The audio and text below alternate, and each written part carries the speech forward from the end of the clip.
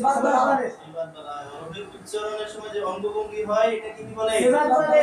সিফাত বলা। সিফাতকে প্রকার দুই প্রকার। এক নাম্বার লাজিমা, আজা। দুই নাম্বার কি? মারজা।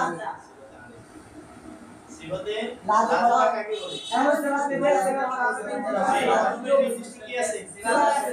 এর জন্য নির্দিষ্ট সিফাত আছে। যদি ওই সিফাত অনুযায়ী হরফটা উচ্চারণ করা না হয় তাহলে হরফের সৎ সিন হয়ে যায়। সৎ কি পুরা সিন পড়া। দুই নম্বরে কি? লাজিমা। তিন নম্বরে কি? লাজিমা। সিফাত আরজা কাকে বলে? যে সাথে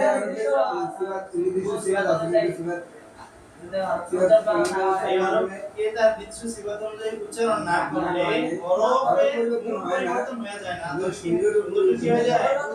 নষ্ট হয়ে যায়। যেমন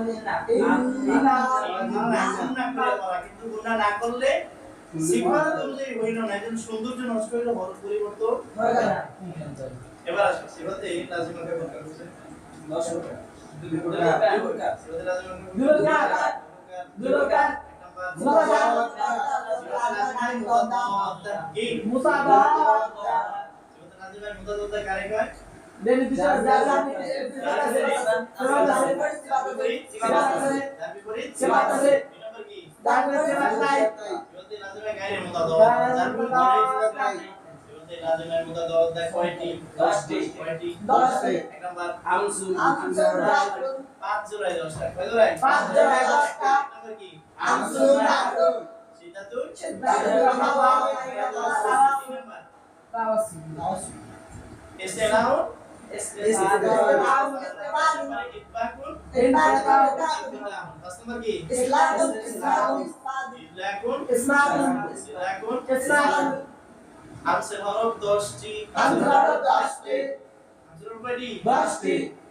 ফা হা সা হা শিন খ সাদ সিন কাফ তা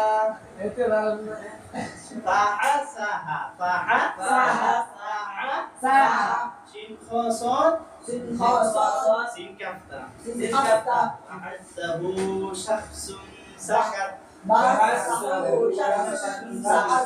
এলো